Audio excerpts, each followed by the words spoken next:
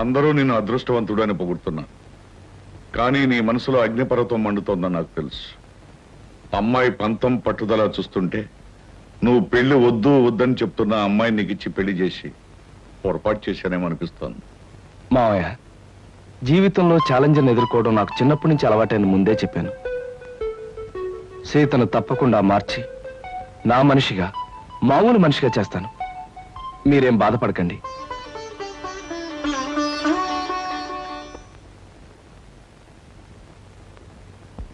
ఏమండి, ఇవాళ మన హౌస్ ఓనర్స్ వెడ్డింగ్ డే అట. సాయంకాలం పార్టీకి పిలిచారు. పెళ్లి రోజులు అనేవి ప్రతి జంటకి వస్తుంటాయి. కాకపోతే కొంతమందికి సంతోషమైన రోజు, మరి కొంతమందికి విచారమైన రోజు. సాయంత్రం పార్టీకి వెళ్ళినప్పుడు వాళ్ళకి బహుమతి ఇవ్వాలి. ఈ 500 తీసుకెళ్ళి ఏదైనా కొనుక్కురండి. ఈ నెల ఇంటి ఖర్చులో ఇదొక ఎక్స్ట్రా అన్నమాట. అయినా ఈ మన్మధరావు వెడ్డింగ్ డే చేసుకోకపోతే దేశానికి ఏమైనా నష్టమా? సవ్యంగా పెళ్లి చేసుకున్న వాళ్ళకి వెడ్డింగ్ డే అనేది ఓ పండుగ లాంటిది. 4 గంటలకల్లా పార్టీకి వెళ్ళాలి. ఏదో ఒకటి తీసుకురండి.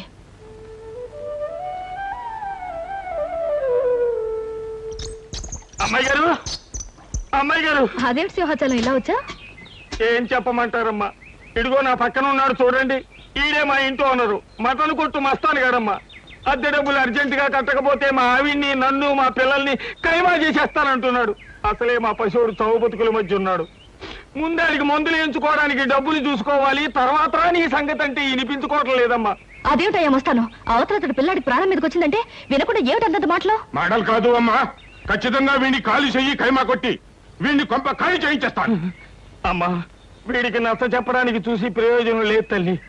ఇప్పటికే వీడి మనుషులు సామానంతా బయట పారేసి చిందులు దొక్కేస్తూ ఉంటారు. నా పెళ్ళం బిడ్డను ఒళ్ళో పెట్టుకుని సాగు బతుకుల మధ్య ఉన్నాడు అని ఏడుస్తూ ఉంటుంది. ఏం చెప్పినా వినకపోవడం వీడికి పుట్టుకతో వచ్చిన గుణం అమ్మా. డబ్బులు ఇవ్వడం తప్ప మరో దారి లేదు తల్లి, మరో దారి లేదు. నువ్వంత బాధపడకు సింహాచలం. అతను అంత మనసు లేకుండా దుర్మార్గంగా మాట్లాడుతుంటే మనసున్న మనిషి ఎవరు చూస్తూ ఊరుకోలేరు. నీకెంత కావాలి? ఒక 500 అయితే మందుకి అద్దెకి. అయితే ఉండు, తెస్తాను. ఏమే, ఎలా ఉంది మన యాక్టింగ్? బ్రహ్మాండంగా ఉంది. నువ్వు తాగినంత పోయిస్తా గానీ ఆ కోపం చూపులు అలాగే ఉంచు. మీసం తిప్పు, లేకపోతే అమ్మాయి గారు కనిపెట్టేస్తారు.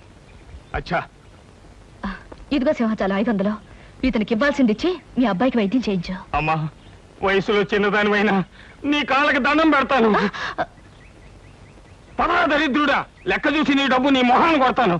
వస్తానమ్మా. బాబు, అసలే పసివాడికి ఒళ్ళు బాగుండక ఏడుతున్నాను. ఇప్పుడు అద్దె పేరు చెప్పి సామాన్లన్నీ బయట పడేసి అన్యాయం అయిపోతాను బాబు. నోరు మీవే. నాకు అద్దె డబ్బులు ఎగ్గొట్టి మీ ఆయన సొమ్ములన్నీ సీసాలు తగలేస్తుంటే నేను నోరు మూసుకుంటావాలా? ఈ ఒక్కరోజు గడివే ఉండు బాబు, రేపు మీ డబ్బులు మీకు ఇచ్చేస్తాను. అదేం కుదరదు, ఇప్పుడే ఇచ్చి తీరాలి. కృష్ణబాబు, కృష్ణబాబు. ఏమిటి మంగమ్మ, ఏం జరిగింది? 3 నెలలు అద్దె బకాయి పడిందని ఇంట్లో సామానంతా ఈదులో పడేస్తానండి పెద్ద మనిషి. 3 రోజులుగా బిడ్డ ఒళ్ళు అగ్గిలా కాలిపోతున్నా ఆసుపత్రికి తీసుకెళ్ళడానికి కూడా డబ్బులు లేక బాధపడుతున్న దాన్ని ఇప్పుడు ఈ అద్దె డబ్బులు ఎక్కడి నుంచి తెచ్చేయగలను బాబు? అవును, సింహాచలం ఏమయ్యాడు? వాడే సవ్యంగా ఉంటే మాకు ఇట్టంటి కట్టాలు ఎందుకు వస్తాయి బాబు? కృష్ణబాబు, నా కాపురాన్ని మీరే నిలబెట్టాలి. నా బిడ్డ ప్రాణం మీరే కాపాడాలి బాబు, మీరే కాపాడాలి. బాబు వెళ్ళు. రండిరా. ఓయ్, ఆ సామానంతా లోపల సర్ది వెళ్ళండి. అలాగే. మంగమ్మ, ఇదిగో డబ్బు. ఇంటి ఖర్చులకి, కుర్రాడి హాస్పిటల్ ఖర్చులకి ఉంచు. మీరు నిజంగా దేవుడు బాబు. మంచి సమయానికి చల్లని మనసుతో వచ్చి మమ్మల్ని కాపాడారు. మీరు 1000 సంవత్సరాలు బతకాలి బాబు. సీత, సీత. ఏమిటండి ఇంత ఆలస్యంగా వచ్చారు? బహుమతి ఏం తీసుకురాలేదా? లేదు సీత, అనుకోకుండా ఓ సంఘటన ఎదురైంది. మన సింహాచలం లేడు, ఇంటి ఓనర్ డబ్బు ఇవ్వలేదని వాడి సామాన్లన్నీ బయట పారేశాడు. ఓ పక్క పిల్లాడికి ప్రాణం మీదకొచ్చి మందులు ఇప్పించడానికి డబ్బు లేక ఆ తల్లి ఏడుస్తుంది.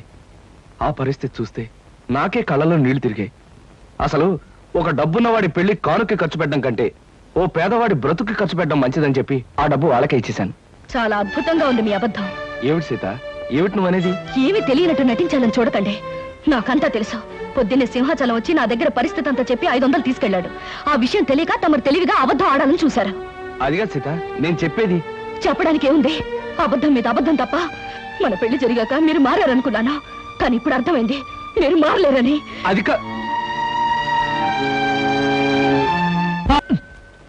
తీసుకో లక్ష్మి. ప్రతి శుక్రవారం సినిమా రిలీజ్ లాగా నువ్వు గుడి వంగతో రావటం, మన ఇద్దరం కలుసుకోవడం, నేను కొబ్బరికాయ ముక్క ఇలా తినడం నాకు చాలా నచ్చిన ప్రోగ్రామ్ అనుకో. ఎంతకాలం ఇలా గుళ్ళోను బళ్ళోను కలుసుకోవడం, తొందరగా పెళ్లి చేసుకుంటే పోతుందిగా. నువ్వు చెప్పింది కరెక్టే అనుకో, కానీ చూడు హిట్ ఫిల్మ్ లా మన ఇద్దరం గాఢంగా ప్రేమించుకుంటున్నాం. జాక్ పాట్ సూపర్ హిట్ లా మన ఇద్దరం పెళ్లి చేసుకుంటాం.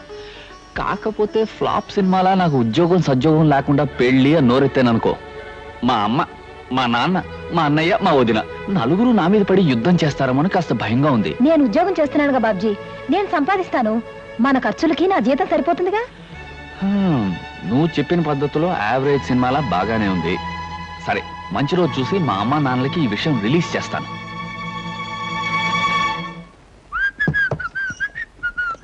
ఏవయ్యా బాబ్జీ, ఆ, ఇలారా. ఏంటొదినా? కాస్త ఈ కూరలు తరిగి పెట్టు, నాకు వేరే పనుంది. ఆ?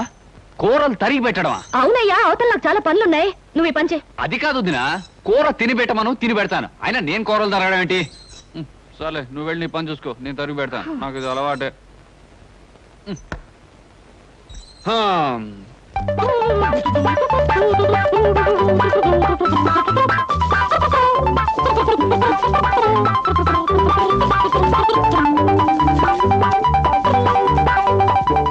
అమ్మయ్యా, వదినా వదినా, ఈ పని అయిపోయింది. ఇదిగోనయ్యా బాబ్జీ, ఆరిన బట్టలు తీసుకొచ్చాను, చక్కగా మడత పెట్టు. ఇదేమిటి వాళ్ళు ఇన్ని పనులు పురమాయిస్తోంది? పొద్దున్న లేస్తూ ఎవరి మొహం చూసానో ఏమిటో. కానీ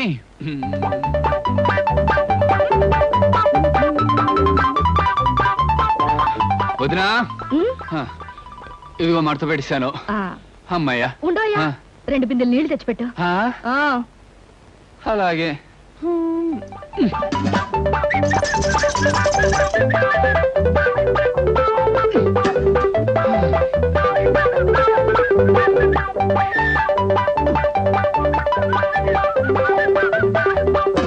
అమ్మయ్యా.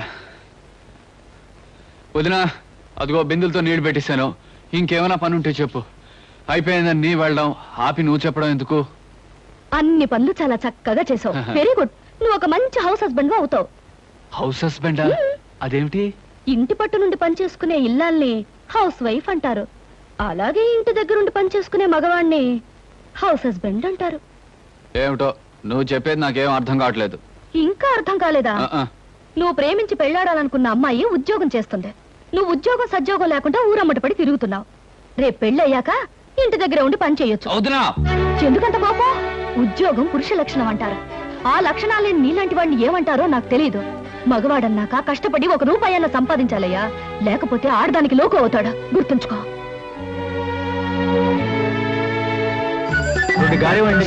చట్నీ కూడా వేయండి. ఒక్క నిమిషం.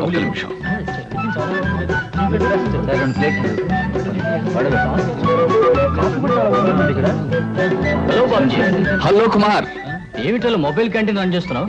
ఒరే, మనిషి అన్నవాడు తప్పు నేరం చేయకుండా ఏ పని చేసినా మంచిదేరా. నీకేం కావాలో చెప్పు, ఫ్రీగా ఇస్తాను. సార్ మీకు 10 పైసలు కదా. ఇవ్వండి. అక్కడ చట్నీ కూడా వేయండి.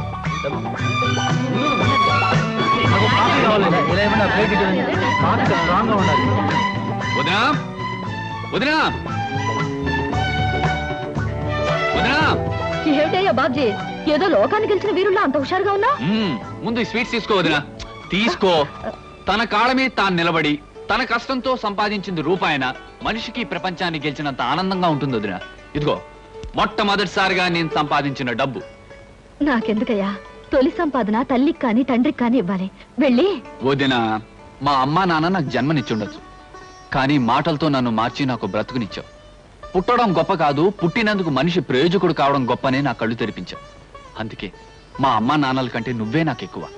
ప్రతిరోజు దండం పెట్టుకుని పూజించవలసిన దైవం నువ్వే గనక నా మొదటి సంపాదన నీకిస్తున్నా. తీసుకో వదినా.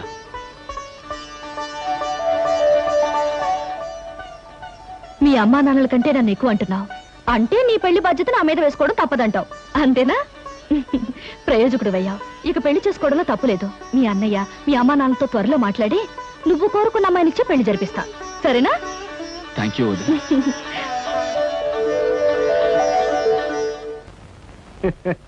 రేఖలు మృదువుగా మెత్తగా మలయమారుతరాగల్లా ఉన్నాయమ్మా. మీలాంటి సంగీత సాముద్రిక నిపుణులు నా చేతిని పొగిడారంటే అది నాకు గర్వకారణమే. నాకు ఒళ్ళు మంటే కారణం. ఏమయ్యా శంకరయ్య, జాతకం చూస్తానని చెప్పి దాని చెయ్యలా పిసికేస్తావేంటి? రేఖలు కొట్టొచ్చినట్టు కనిపించాలంటే ముందులా పిసకాలయ్యా. సరే చూడు. ఆహా, నీ శృంగార రేఖ బంగారంలా మెరిసిపోతుందమ్మా. శృంగార రేఖ అలాంటి రేఖ చేతుల్లో ఉంటుందని నేను ఎక్కడ వినలేదే. అది నీ అజ్ఞానం. జోత్సుల జోగేశ్వరరావు జాతక పుస్తకంలో దాని గురించి విపులంగా రాశారు. ఆయన ఎవరు? మా బాబాయ్. చూడండి, చూస్తాను. నీకు ధనరేఖ దివ్యంగా ఉందమ్మా. ఆయుష్య రేఖ అద్భుతం. సంతానం ఎంత ఉందండి? ఇద్దరు నేర్చుకో. వాళ్ళు కూడా కవల్. జై విజయ నామకరణం అడ్వాన్స్ గా ఫిక్స్ చేసేసుకో. లేదా కాఫీ కాంబోజరాగా అన్నా కూడా బాగానే ఉంటుంది. చాలా సంతోషం అండి. సంతానం గురించి చెప్పిన మీకు నేనేమి ఇచ్చుకోగలను? నువ్వేమి ఇచ్చుకోనక్కర్లేదు. నా చెయ్యి కూడా చూశాక నేను ఇచ్చుకుని ఇద్దరు వాళ్ళని తీర్చుకుంటాను. నా చెయ్యి కూడా చూడవా. పుట్టుకుంటేనే తెలుస్తుంది ఇది నష్టజాతకం అని. రేఖలు చూసి చెప్పు. తన రేఖ దరిద్రంగా ఉంది. ఆయుష్ రేఖ అధ్వానంగా ఉంది. సంతాన రేఖ శూన్యం. దానికేమో ఇద్దరు సంతానం అన్నావు, నాకు సంతాన రేఖ లేదంటున్నావు. ఏంటిది? ఏం లేదని చెప్పడం నా సరదా అనుకున్నావు ఏంటయ్యా? ఇక్కడ లేదు లేదని చెప్పాను, అక్కడ ఉంది ఉందని చెప్పాను. అది కదయ్యా, మీ ఇద్దరు మొగుడు పెళ్ళాం. నాకు సంతాన రేఖ లేకుండా దానికి సంతానం ఎక్కడి నుంచి వస్తుంది? ఎక్కడి నుంచి వస్తుందో ఆవిడ చూసుకుంటుందయ్యా. అమ్మా సుందరమ్మ, నీవు జాతకం చెప్పినందుకు నాకేమైనా ఇప్పించావంటే మరి నేను సెలవు తీసుకుంటానమ్మా. ఏమిటి ఇప్పించేది కాదు గుడ్డు, దిక్కుమాలి జాతకం చెప్పడం నువ్వు. ఏమండి, ఎందుకు అరుస్తారు? పాపం ఆయన తప్పే ఉంది, ఉన్నట్టు చెప్పారు. శంకరం గారు, ఇవంతా ఉంచండి. సుపుత్ర ప్రాప్తిరస్తమ్మా, వెళ్ళొస్తాను. నమస్కారం అండి. వెళ్ళిరా.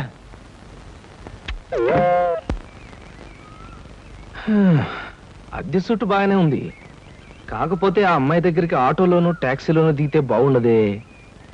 ఏం చెయ్యాలి?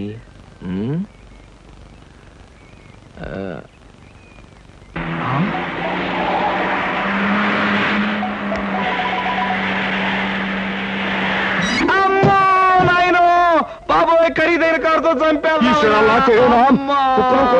మనుషులు కూడా పడేసావా నాయన? సారీ బాబు, గాయలు ఎవరైనా దెబ్బ ఎవరైనా తగిలాయా?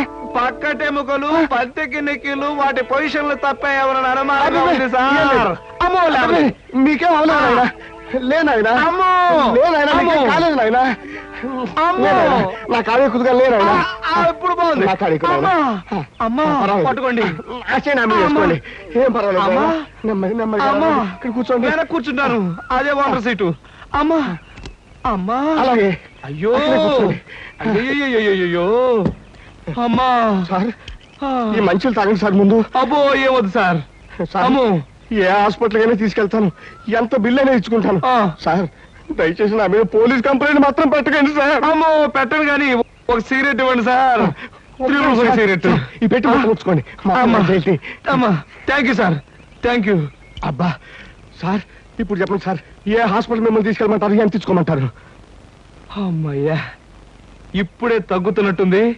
హాస్పిటల్కి ఏమీ అక్కర్లేదు కానీ నెహ్రూ పార్క్ దగ్గర నన్ను దించండి. నేను కారు దిగి ఓ 4 సార్లు ఇటు అటు తిరిగి బోన్స్ అవి సెట్ చేసుకుంటాను. చాలా థ్యాంక్స్ సార్, మీ ఎంత మంచి వాళ్ళని ఇంతవరకు నేను చూడలేదు సార్. ఇక ముందు చూడరు కూడా సార్. నెహ్రూ పార్క్ పోనివ్వండి. అలాగే సార్, పోనివ్వండి. జై నెహ్రూ పార్క్.